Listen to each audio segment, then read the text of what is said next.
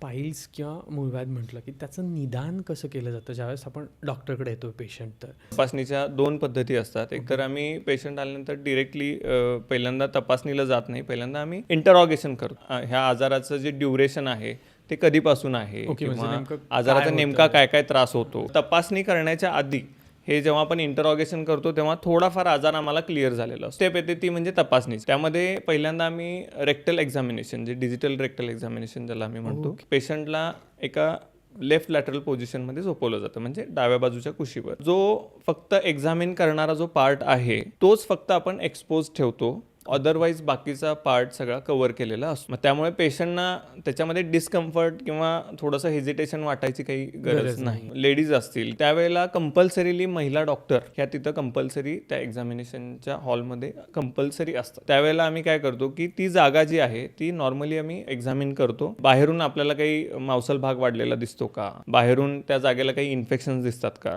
बाहेरून पण infection बाहेरून आपण बाहेरच्या स्किनला पण इन्फेक्शन झालेले असतात. ह्यात होतं काय की जी शौचमार्गाची जागा आहे ती क्लोज्ड आहे. करेक्ट. त्यामुळे आपल्याला आतल्या बाजूला पण बघणं तितकंच गरजेचं असतं. आतल्या बाजूला एक्झॅक्टली काय झालं हे कसं कळणार? तर